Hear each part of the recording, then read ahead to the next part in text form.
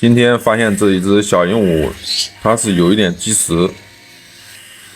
然后正好趁住这个机会，给大家讲一下积食怎么来解决。先来看一下什么是积食啊？这个小鹦鹉过去一夜了，树脑正剩一小坨，看到没？剩一小坨跟面团似的，你看，这种其实很好解决的，你继续给它喂奶粉也没有事的，喂进去的奶粉给它揉一下就好了，尽量把这个里面剩的一块给它揉开，揉不开的话也没事，如果你会清洗树囊的话，把这一块给它挤出来就好了，这是一个解决的办法。然后还有一个解决办法就是奶粉里给它加小米，这个也是能给它解决掉的，就是比较加小米喂的话可能就比较麻烦一点吧。这奶粉加小米的话也是很简单的，稀稀的奶粉，然后小米，差不多奶粉跟小米有各一半的样子吧。这个方法也能很好的让这个一块，就这一块积食，看到吗？也能很好的给它顺下去，就是利用那个小米给它顺下去。这个方法也算是比较好的，就是麻烦一点。然后奶粉加小米的方法喂出来的话，它可能说会更胖，因为你奶粉里面加了蛋小米，它营养会更高一点。还有就是奶粉咱们不要调得太稠了，因为调得太稠了，它没有流动性，你喂进去它嘴里面的时候，它会卡在嘴里面下不去。咱们就这样有流动性，它就跟喝水似的，一下就喝下去了，这样的话会好喂一点。所以说你是新手的话，你掌握这两个技能的时候，你就不害怕这个小鹦鹉再积食了。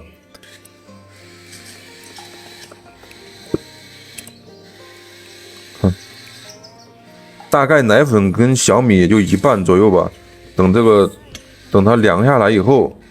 喂给它就可以了。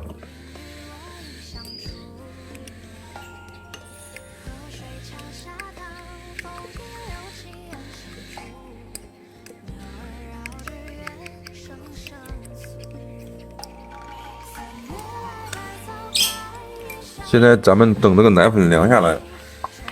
现在这个小米加奶粉已经凉下来了，现在开始给这个小鹦鹉喂。你看这个奶粉咱们调的不是太稠的话，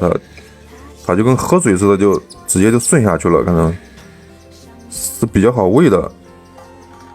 如果说你把这个奶粉调的太稠的话，你像你喂它嘴中以后，它直接就卡在这个嘴里边下不去了。所以咱们调这个奶粉一定要调的适中，你自己就感受一下怎么好喂，咱们就怎么调这个奶粉。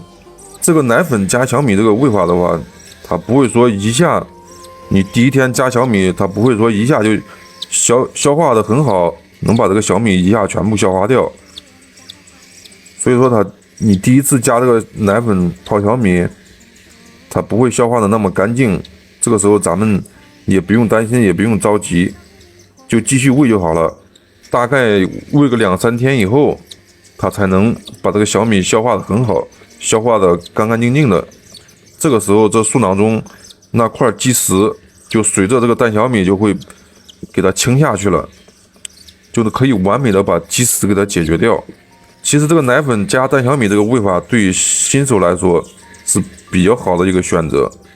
所以说你养这个小鹦鹉出现积食的时候，你不妨可以试一下奶粉加泡小米这个喂法，它是可以解决积食情况的。为什么说这个小米能给它带下去呢？因为你喂这个小米以后，你会发现这个小米它会沉底，就是小米一直在底部了，就是那块积食它不会在底部了，它跟那个小米它混在一起了，然后呢它就能把那块积食给带下去。所以说你掌握了我今天讲这个小知识的话，你以后就不会再害怕你的旋风积食了。你喂这个旋风的话，一定要像我这样喂成这样，就要把树囊喂得鼓鼓的，这样你才能把旋风养好。它们基本上肚子跟树囊是成正比的，再大一点的以后，比这个树囊比这个肚子还要大，你不能说把这个树囊喂的比它的肚子还要小，这个是一定要记住的。